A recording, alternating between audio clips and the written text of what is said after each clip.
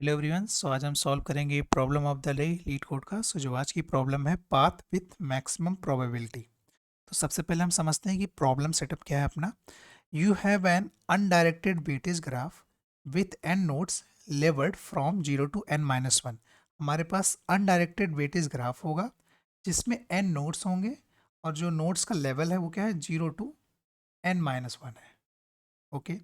The graph is represented by an edge list edges where each element edges of I equal to a comma v means there is an undirected edge between nodes a and v।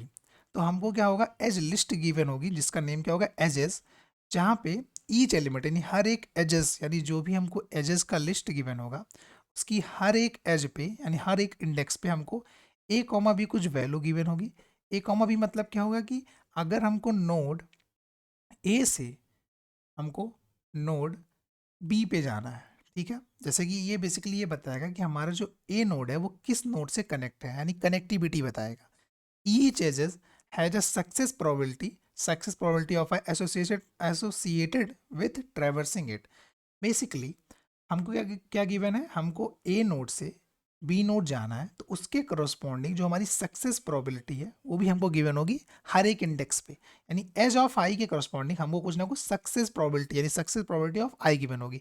हर एक index के corresponding हमको कोई ना कोई एक success probability given होगी।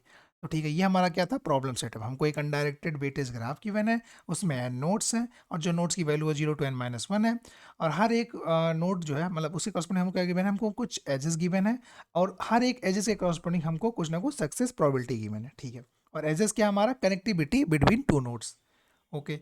अब हमारा इनपुट पैरामीटर क्या है, हमारे पास एन होगा, the number of nodes in a graph, ठीक है, कितने नोड्स हैं हमारे ग्राफ में।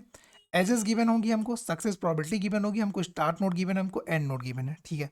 और हमारा ऑब्जेक्टिव क्या है, find a path from start node to end node that maximize the probability of successful reaching the end node।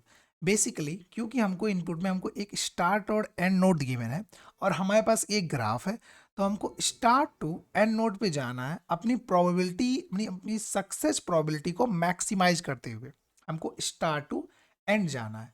The probability of path is product of the successive probability of all ages in the path. मतलब कि let suppose मैं ए node से अगर मैं V node पे गया और V node से मैं सी नोड पे गया तो इसकी जो सक्सेस प्रोबेबिलिटी वो क्या होगी, ए इन टू बी, यानी यहाँ इस नोड का लेट सपोज मेरे पास प्रोबेबिलिटी एक्स, इसकी प्रोबेबिलिटी हमारे पास वाई, यानी ओवरऑल प्रोबेबिलिटी क्या आएगी, हमको अगर ए टू सी जाना है तो एक्स इंटू वाई, यानी हमको उस पाथ का जो हम पाथ फॉलो करेंगे उसके रेस्पेक्ट में जितनी भी प्रोबेबिलिटी हमको मिलेगी उनका प्रोडक्ट हमारा वही वही क्या होगा, हमारा ओवरऑल सक्सेस प्रोबेबिलिटी होगी। तो हमको वही ओवरऑल जो हमारी सक्सेस प्रोबेबिलिटी उसी को हमको क्या करना है, मैक्सिमाइज करना है जब हम start node to end node पे जाएं। अगर हम क्या करना है, basically start node to end node traverse करना है, हमको एक ऐसा पाथ फाइंड करना है जिस पाथ की जो सक्सेसिव प्रोबेबिलिटी हर एक इंडेक्स में मिल रही है उसका प्रोडक्ट करने पे ओवरऑल जो हमारी प्रोबेबिलिटी बने वो हमारी मैक्सिमम बने, ठीक है। आउटपुट हमको क्या रिटर्न करना है, return the maximum probability of success from start to end. अगर कोई पाथ नहीं मिलता है तो हमको रिटर्न कर देना है जीरो, ठीक है। यानी अगर लेट सपोज हमको ए टू बी जाना है और अगर ए टू बी जाने का हमारे पास कोई पाथ नहीं है तो उसकी हमको प्रोबेबिलिटी का रिटर्न करना है, हमको जीरो रिटर्न करना है। अब हम डिस्कस करते हैं कि एज केसेस क्या हो सकते हैं।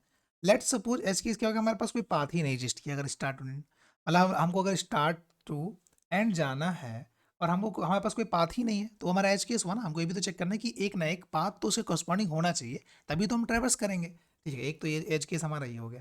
The graph is disconnected and start node and end are different component. Let suppose हमारा ग्राफ ये कुछ इस टाइप से है, तो अगर हमारा स्टार्ट नोड यहाँ पे है और एंड नोड यहाँ पे है तो हम कभी नहीं पहुँच पाएंगे क्योंकि ये डिसकनेक्ट है। तो बेसिकली ये दोनों हमारा जो पॉइंट है लगभग यानी सिमिलर है, ठीक है। Okay, start and end are same node in case the probability is one. अगर हमारा स्टार्ट भी वही है और एंड भी वही नोड है तो हमारे से प्रोबेबिलिटी क्या होगा, वन आना चाहिए। ऑब्वियसली बात, हमको अगर यहीं से ही जाना है तो हमारी प्रोबेबिलिटी क्या होगी, वन। अगर स्टार्ट नोड और एंड नोड सेम हो जाए तो उसकी प्रोबेबिलिटी क्या होनी चाहिए, वन होनी चाहिए। अब हम इसकी अप्रोच सोचते हैं कि हमको पता है कि हमको करना क्या है। हमको कुछ ना कुछ एक weightage graph, undirected weightage graph होगा, हमको किसी एक स्टार्ट नोड से एंड नोड पे जाना है, यानी हमको नोड को ट्रेवर्स करना है और उस नोड के करस्पॉन्डिंग हर एक इंडेक्स पे कुछ ना कुछ हमको सक्सेसिव प्रोबेबिलिटी यानी सक्सेस प्रोबेबिलिटी दी होगी और हमको जो पाथ फॉलो कर रहे हैं उसका हमको सक्सेस प्रोबेबिलिटी ओवरऑल मैक्सिमाइज करना है। ठीक है, तो अप्रोच हम देखते हैं, क्योंकि हमको एक पाथ फाइंड करना है, start node to end node, किसको, एक ग्राफ को ट्रेवर्स करके।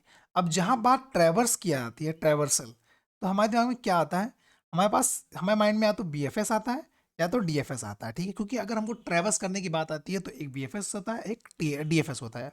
ये दो एल्गोरिदम होते हैं, मतलब एक तरीके से ये दोनों मेथड होते हैं हमको किसी भी ग्राफ या वर्टेक्स या नोड को ट्रेवर्स करने के लिए। ठीक है, अब लेट्स सपोज हमारे पास ये एक ग्राफ गिवन है। ठीक है, अब हमको एस नोड से हम या तो ए पे जा सकते हैं, या तो बी पे जा सकते हैं, या तो सी पे जा सकते हैं। ठीक है, ए पे जाने की प्रोबेबिलिटी 0.2 है, बी पे जाने की प्रोबेबिलिटी 0.5 है, और सी पे जाने की प्रोबेबिलिटी क्या है, 0.3 है। ठीक है, और जहाँ पे हम खड़े हैं वहाँ की प्रोबेबिलिटी तो 1 ही होगी, हमको पता है। अगर हम एस टू ए जाते हैं, तो उसकी प्रोबेबिलिटी होगी जो करंट प्रोबेबिलिटी है इनटू नेक्स्ट नोड की, यानी नेक्स्ट नोड पे जाने की जो प्रोबेबिलिटी है, तो 1.0 इंटू 0.2।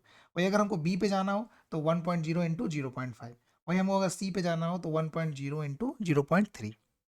ठीक है, अब अगर हमको इसमें से, यानी इन तीनों में से अगर हमको एक ऐसा नोड सेलेक्ट करना हो, कोई भी एक नोड सेलेक्ट करना हो, क्योंकि हमको एट द एंड हमको अपनी प्रोबेबिलिटी को मैक्सिमाइज करना है, ओवरऑल जो हमारी सक्सेस है प्रोबेबिलिटी उसको मैक्सिमाइज करना है, क्योंकि हमारा जो कोड है, यानी हमारा जो क्वेश्चन है वही चाहता है कि हम जो भी पाथ फॉलो करें उसकी प्रोबेबिलिटी मैक्सिमम होनी चाहिए। यानी हम इन तीन नोड, अगर हमारे पास एक एक पार्टिकुलर नोड से हमारे पास 3 नेबर्स हैं, तो अगर तीनों नेबर्स में से हमको किसी एक को सिलेक्ट करना हो तो हम उसको सिलेक्ट करेंगे जिसकी प्रोबेबिलिटी मैक्सिमम हो। ऑब्वियस सी बात है। अच्छा, तो इसके लिए हम डाटा स्ट्रक्चर क्या यूज करें, पहले तो हम समझते हैं कि मेथड कौन सा यूज करना है, BFS या DFS। अब क्योंकि DFS क्या होता है, डेप्थ फर्स्ट सर्च होता है, यानी अगर ये एस टू ए जाएगा, फिर ए के करस्पॉन्डिंग अगर कुछ नोड होगा तो वहां पे मूव कर जाएगा। ठीक है, यानी ये डेप्थ में जाता है, हर एक के डेप्थ में एंटर करता हुआ चला जाएगा। लेकिन हमको ऐसा यहाँ पे तो करना नहीं है, हमको तो क्या करना है कि उस पार्टिकुलर नोड के हर एक नेबर में से जो सबसे मैक्सिमम है पहले तो उसके ऊपर हमको ट्रेवर्स करना है। बात हमको समझ में आ रही होगी, क्योंकि हम DFS अगर यूज करते हैं तो ये क्या करेगा, हमेशा डेप्थ में घुसता चला जाएगा, बट वो तुमको नहीं चाहिए। हम चाहते हैं कि हम यहाँ पे ग्रीडी अप्रोच लगा रहे हैं, यानी बेसिकली हम चाहते हैं कि जिसकी प्रोबेबिलिटी सबसे मैक्सिमम हो जिस बात की, हम वो चूज करना चाहते हैं। तो उसके लिए हमारा क्या मेथड यूज होगा, BFS। क्योंकि ब्रेथ फर्स्ट सर्च क्या करता है कि उसके सारे नेबर्स में से पहले वो क्या करता है, उस जो भी हमारा नोड है उसके हर एक नेबर को ट्रेवर्स करता है, उसके बाद नेक्स्ट नेबर पे जाता है वो। तो हम क्या करेंगे, सबसे पहले इस पार्टिकुलर जो भी जैसे इसके करस्पॉन्डिंग, इस पार्टिकुलर नोड के करस्पॉन्डिंग जो भी नेबर्स होगा, सबसे पहले हम उस पे जाएंगे, उसमें से उसकी सबसे मैक्सिमम प्रोबेबिलिटी को चूज करेंगे, देन हम नेक्स्ट मूव करेंगे। ठीक है, ओके। तो हमको ये पता चला कि हम BFS यहाँ पे क्यों यूज़ कर रहे हैं, क्योंकि हमको लेट सपोज हम किसी नोड पे खड़े हैं तो हम नेक्स्ट नोड वही चूज करेंगे जिसकी प्रोबेबिलिटी मैक्सिमम होगी सबसे पहले। ओके, अब हम ये कैसे पता करेंगे कि किसकी प्रोबेबिलिटी सबसे मैक्सिमम है इन सारे नोड के अंदर, क्योंकि अब हम ऐसा तो नहीं कि हम सबसे पहले सबकी प्रोबेबिलिटी हम मल्टीप्लाई करेंगे, देन हम क्या करेंगे, फॉर लूप लाएंगे, फिर हम उसमें से चूज करेंगे सबसे मैक्सिमम किसका है। नहीं, तो हम कौन सा ऐसा डेटा स्ट्रक्चर यूज करें जिसमें हमको पता है कि अगर हम वैल्यू इंसर्ट करें तो जो सबसे मैक्सिमम प्रोबेबिलिटी वाला नोड है उसको सबसे ऊपर रखेगा। तो क्या वो डाटा स्ट्रक्चर हमारे पास, प्रायोरिटी क्यू।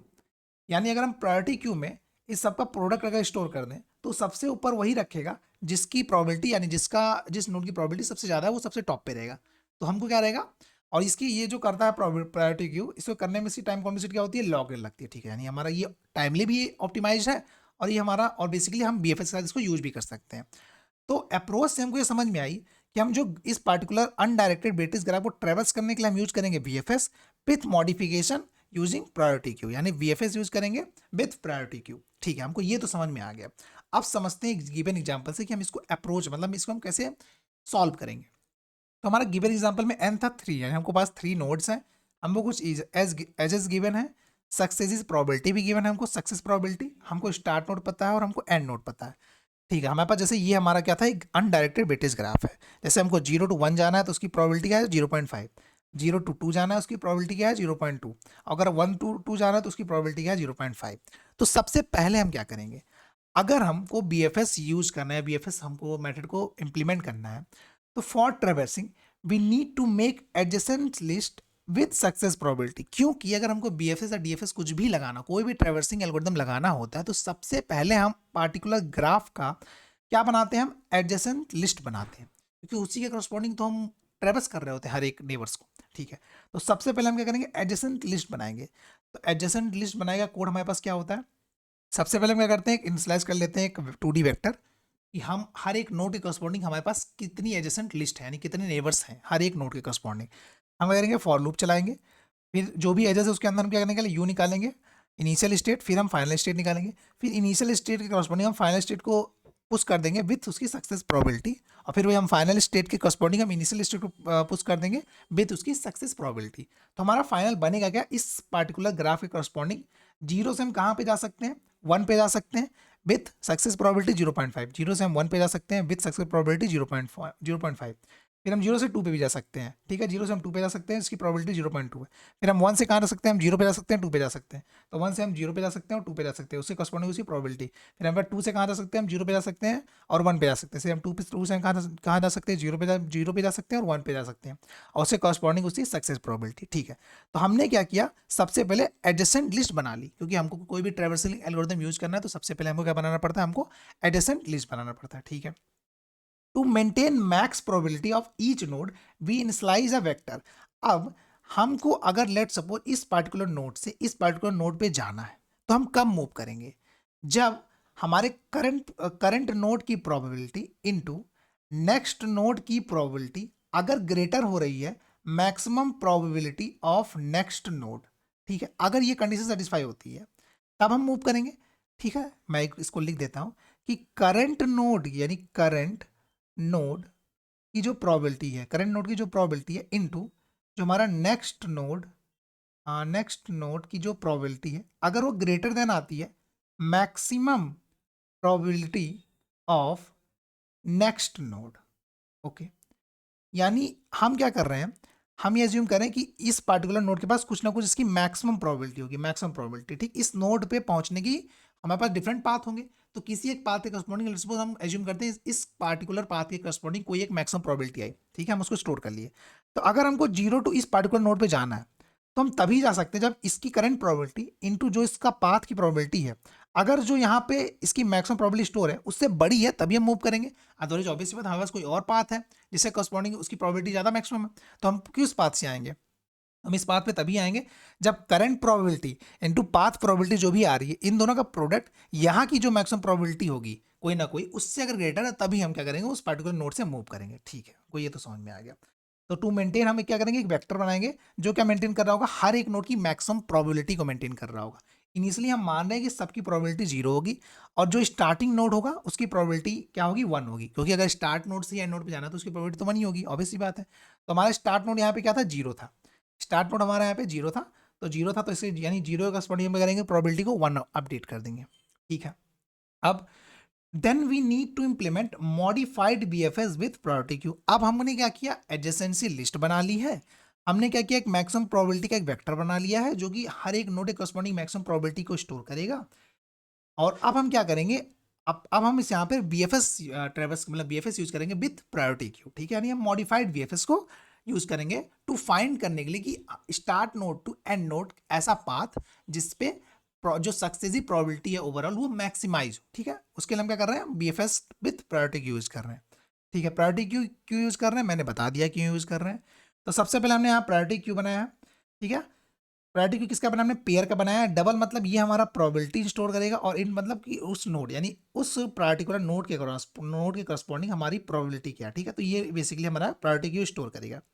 और हमने प्रोबेबिलिटी को फर्स्ट इंडेक्स पे क्यों रखा है, क्योंकि हम जो फर्स्ट इंडेक्स पे रहता है प्रायोरिटी क्यू उसी के बेसिस पे उसको क्या करता है, वो डिसेंडिंग ऑर्डर में सॉर्ट करता है, नॉर्मल प्रायोरिटी क्यू, ठीक है। अब हम क्या करेंगे, सबसे पहले पुश कर देंगे हमारा स्टार्ट नोड और उसके करस्पॉन्डिंग उसी प्रोबेबिलिटी। तो हमको पता है कि स्टार्ट नोड के करस्पॉन्डिंग उसी प्रोबेबिलिटी क्या है, 1 है, क्योंकि अगर हमको स्टार्ट नोड से स्टार्ट नोड पे जाना है तो उसकी प्रोबेबिलिटी तो 1 ही होगी, ठीक है। तो हमारा जो प्रायोरिटी क्यू था उसमें हमने क्या किया, वो जो हमारे स्टार्ट नोड पुश किया उसके करस्पॉन्डिंग उसकी प्रोबेबिलिटी हमने पुश कर दी, ठीक है। अब हम करते हैं कि यहाँ बीएफएस में सबसे पहले हम क्या करते हैं, उस प्रायोरिटी क्यू में उस एलिमेंट को पॉप कर लेते हैं और उसको एक करंट में स्टोर कर लेते हैं। तो हमारा जो करंट नोड है वो क्या है, जीरो है, जिसकी करस्पॉन्डिंग प्रोबेबिलिटी क्या है, 1.0। अब हम क्या करते हैं बीएफएस में, अब क्योंकि हम नोड इस पार्टिकुलर जीरो नोड पे हैं, अब बीएफएस में हमको करना क्या होता है, हर एक नेबर्स को ट्रेवर्स करना होता है, ठीक है। तो इसके नेबर्स में जाने के लिए हम किस लिस्ट का यूज करेंगे, हम अपने एडजेसेंट लिस्ट का यूज करेंगे, ठीक है। तो हमारे एडजेसेंट लिस्ट क्या था हमारे पास, ये है। अब जीरो के करस्पॉन्डिंग कौन कौन से नेबर्स हैं हमारे पास, 1 है और 2 है, तो ठीक है। और हमारे पास अगर हमको 1 पे जाना है या 2 पे जाना है तो हमने जो कंडीशन बताई थी क्या थी, current probability into path probability जिससे हम जा रहे हैं अगर वो ग्रेटर देन है मैक्सिमम प्रोबेबिलिटी जहाँ पे जा रहे हैं तब हम मूव कर पाएंगे। तो अभी करंट प्रोबेबिलिटी क्या है, 1 है हमारी, हमको जाना है 1 पे, तो इसकी प्रोबेबिलिटी क्या है 0.5, 0.5, इन दोनों का प्रोडक्ट क्या है 0.5, ठीक है। तो ये कहाँ पे जा रहे थे हम, नोड 1 पे। तो अभी नोड 1 पे अगर हम प्रोबेबिलिटी चेक करें नोड 1 पे, तो हमारा क्या है 0 है, ठीक है, 0 प्रोबेबिलिटी है। तो यानी 0 से बड़ा 0.5 है, बिल्कुल है। तो हम क्या करेंगे, जो भी 0 होगा उसको अपडेट कर देंगे 0.5 से, और जो सबसे पहले हम क्या करेंगे, इसके एलिमेंट को, मतलब जो हमारी मैक्सिमम प्रोबेबिलिटी थी अब उसको अपडेट करें ना, क्योंकि हमारी मैक्सिमम प्रोबेबिलिटी चेंज हो गई, पहले मैक्सिमम प्रोबेबिलिटी 0 थी 1 नोड के क्रॉस में। अगर हम 0 से 1 पे जा रहे थे तो पहले यहाँ प्रोबेबिलिटी 0 थी मैक्सिमम प्रोबेबिलिटी, अब क्योंकि अब मैक्सिमम प्रोबेबिलिटी हमने जब चेक किया, न्यू प्रोबेबिलिटी जो मैक्सिमम आई है वो 0.5 आई है, जो कि ओल्ड से ग्रेटर है। तो हम क्या करेंगे, ओल्ड को 0.5 में हम अपडेट कर देंगे मैक्सिमम प्रोबेबिलिटी, और इसको हम पुश कर देंगे अपने प्रायोरिटी क्यू में, ठीक है। तो हमारे पास 0.5 1 हमने प्रायोरिटी क्यू में पुश कर दिया, ठीक है। अब सारे नेबर पे ट्रेवर्स करते हैं, तो हमने 1 को तो ट्रेवर्स कर लिया। अब 0 से हम कहाँ पे जाते हैं, 2 पे भी जा सकते हैं। तो 2 पे जाने के लिए पहले तो हमारे पास करंट नोड क्या था 1, और नेक्स्ट यानी हमको जहाँ जाना है 2 नोड पे जाना है, उसकी प्रोबेबिलिटी क्या है 0.2, ठीक है। ओवरऑल इसका प्रोडक्ट क्या है 0.2। तो 0.2 जो आया ये क्या मैक्सिमम है, मतलब ये कि ग्रेटर देन है मैक्स प्रोबेबिलिटी ऑफ नोड 2। तो जो नोड 2 पे मैक्सिमम प्रोबेबिलिटी थी क्या थी, वो 0 थी।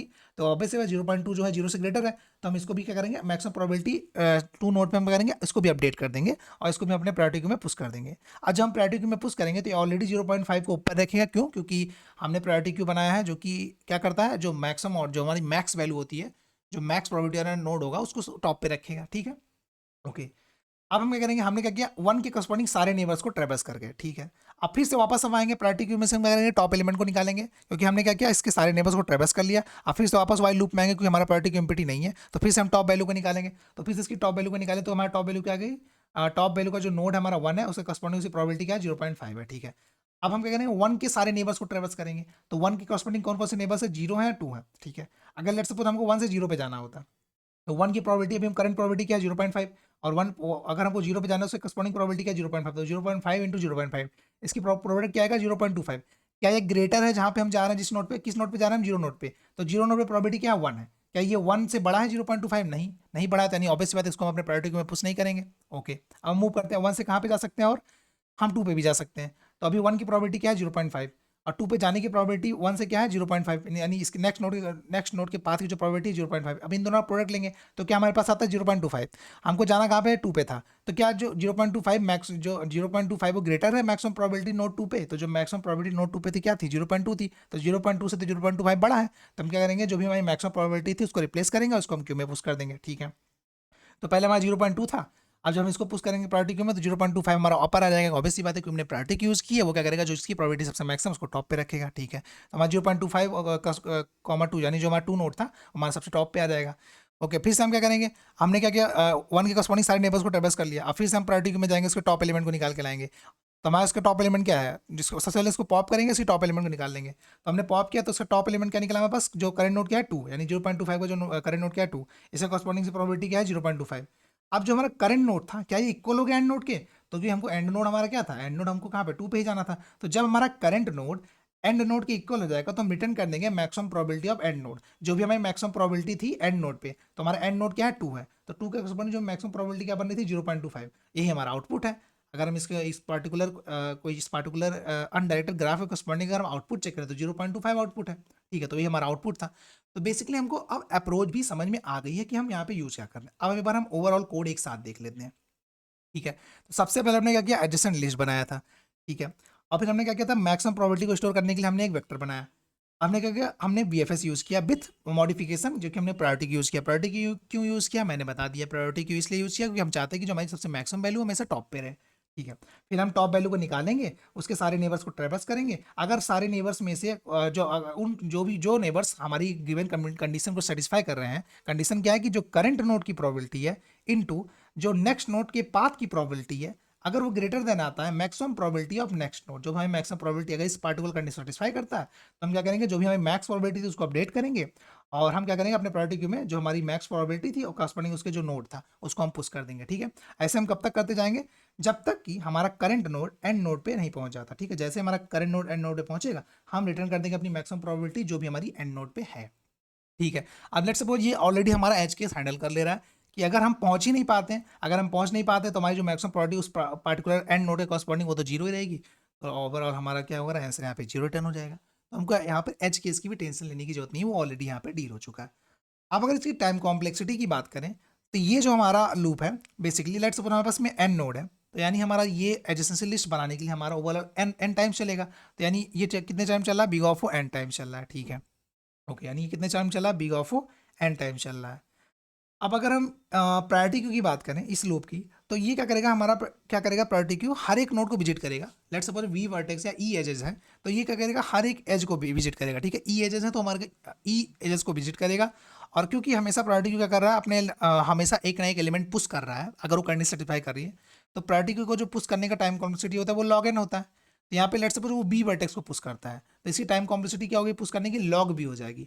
और टोटल नंबर ऑफ एजेस कितने हैं, ई है, तो यानी ई टाइम चल रहा है। और अगर हर एक टाइम एक भी एज को पुश करता है, तो ये लॉग भी इनटू मतलब हर अगर एक भी क्या कहते हैं वो एज को पुश करता है, एक भी वर्टेक्स को पुश करता है, तो उसकी टाइम कॉम्प्लेक्सिटी क्या होगी, लॉग बी।